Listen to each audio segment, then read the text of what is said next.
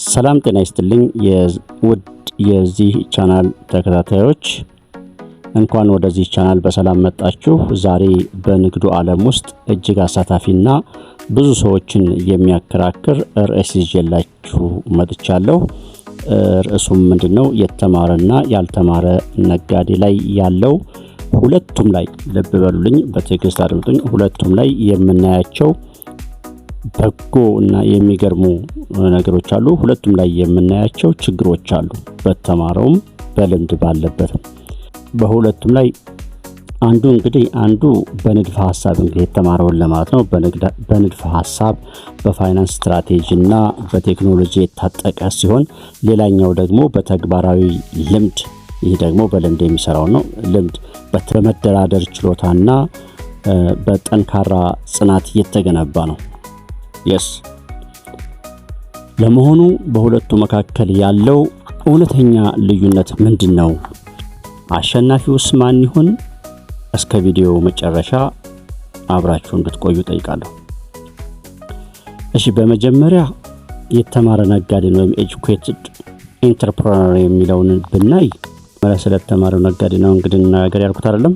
ይህ ነጋዴ ወደ ንግድ ዓለም ከመግባቱ በፊት በቂ ዕውቀትና ዝግጅት ያደርጋል። የተማረው እንግዲህ በጎ ጎን፣ ከሁለቱም በጎ ጎን ጉዳት እናገራለሁ ብያለሁ። የተማረው ነጋዴ እንግዲህ ጥንካሬዎቹን እስኪ በመጀመሪያ እቅድና ጥናትን በተመለከተ ከመጀመሩ በፊት በደንብ ስሙ። ይህ የተማረ ነጋዴ ከመጀመሩ በፊት የገበያ ጥናት ያደርጋል። ደንበኞቹ እነማን እንደሆኑ፣ ተወዳዳሪዎቹ ምን እንደሚሰሩና ንግዱ ወዴት ማደግ እንዳለበት በወረቀት ላይ በግልጽ ያስቀምጣል።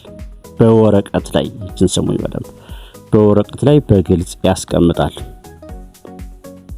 እንግዲህ እዚህ ጋር ስናገር አሁን እነዚህን ከላይ በወረቀት ላይ የምትለዋን ነገር በደንብ አስምሩልኝ ያልኩት ለዚህ ነው። ሁለተኛ፣ ዘመናዊ አሰራር በተመለከተ እንዲሁ ይህ የተማረ የፋይናንስ የሂሳብ አያያዝ፣ ዲጂታል ማርኬቲንግ እና አዳዲስ ሶፍትዌሮችን በቀላሉ በመጠቀም በስርዓት ይመራል። ሶስተኛው፣ ስጋትን በመቀነስ ስናየው ደግሞ ህጋዊ አሰራሮችን ይከተላል። የሚመጡ ስጋቶችንም አስቀድሞ በመገመት መፍትሄ ያስቀምጣል። ነገር ግን የተማረው ነጋዴ ድክመት የለውም ማለት አይደለም። ድክመቱን ደግሞ እንመልከት።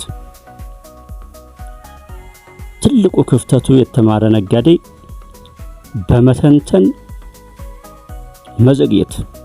ይህ ምንድነው? ከልክ በላይ በማሰብ መረጃ በመሰብሰብና በመስጋት የጥሩ ንግድ ዕድሎች ያመልጡታል። እንዲሁም ከወረቀት ውጭ ያለው እውነተኛ የገበያ ውጣ ውረድ ሲገጥሙት በፍጥነት የመወሰን ችግር ይኖርበታል። መሬት ላይ ሲያርፍ ማለት ነው።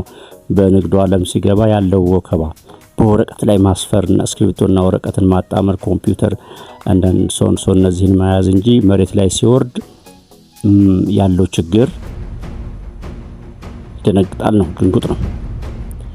ያልተማረው ላይ እስኪ ደግሞ ወይም በልምድ ወይም ደግሞ ስትሪት ስማርት መርቻንት የምንለው አሁን ደግሞ በልምድ ወዳለው ይህ ነጋዴ የትምህርት ቤት በር ብዙ ያላንኳኳ ሊሆን ይችላል፣ ወይም ምንም ያልተማረ ወይንም ዲግሪ ሳይኖረው ወይም በራሱ ጥረት በልምድ ስኬታማ የሆነ ነው ብለንና የዚህ ነጋዴ ጥንካሬዎቹ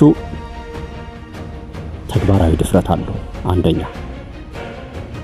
ብዙ አያሰላስልም።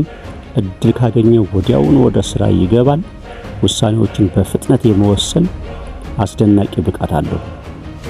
እውነት ነው፣ ደፋር ነው፣ እውነት ነው። ሁለተኛ፣ የሰው ግንኙነትን በተመለከተ ብናይ ደንበኞችን እንዴት መያዝ እንዳለበት፣ እንዴት መደራደርና ማሳመን እንዳለበት በተግባር የተማረው ጥበብ አለው።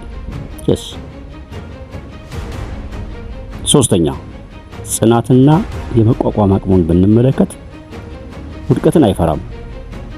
ግን መውደቅ መነሳት ጥርሱን የነቀለበት ስለሆነ በኪሳራ ውስጥም እንኳን አልፎ እንዴት መነሳት እንዳለበት በገበያ ውስጥ ሆኖ የተማረ በመሆኑ በተግባር የተማረ በመሆኑ ለማለት ነው። እና በመሆኑ በቀላሉ ተስፋ አይቆርጥም። ሆኖም ግን ድክመቱን ስናይ ደግሞ ብዙ ጊዜ ንግዱን ከግል ህይወቱ የመለየትና ዘመናዊ ሂሳብ አያያዝ የመጠቀም እጥረት አለበት። ይህም ንግዱን በስርዓት አሳድጎ ወደ ትልቅ ተቋም ያዙልኝ ይላል ወደ ትልቅ ተቋም እንዳይቀየር እንቅፋት ይሆንበታል። እዚህ ጋር ትልቅ ችግር እንግዲህ እዛው ነው ሮቴት የሚያደርገው ነው። ማጠቃለያ ላይ ስንል እንግዲህ የሁለቱንም ወገን ጥንካሬና ድክመት አየን። ታዲያ በንግድ ዓለም ውስጥ እውነተኛው አሸናፊ ማን ይሆን ነው? እውነታ ያለው እዚህ ጋር ነው። እውነተኛ ስኬት የሚመጣው የሁለቱንም አዎንታዊ ጎኖች አጣመር ነው። በልምድ ያደገው ነጋዴ ዘመናዊ የንግድ ዕውቀት፣ ሂሳብ አያያዝና ቴክኖሎጂን ሲጨምርበት ንግዱ ወደ አዲስ ደረጃ ያድጋል። በልምድ ያደገው የተማረው ነጋዴ ደግሞ የወረቀት ዕውቀቱን ከተግባራዊ ድፍረትና ከገበያ ልምድ ጋር ሲያዋሃደው የማይቆም ስኬት ይኖረዋል። ሁለቱ እንግዲህ ሊገናኙና ሸር ሊደራረጉ ይገባል። ላለሁ ምን ይመስላችኋል? እናንተስ እንዴት ተሳገኛችሁት? መምህር መሐመድ ነኝ ከማሜ ማትስ ዩቲዩብ። ለዛሬ እዚህ ላይ ይበቃኛል። ቻው።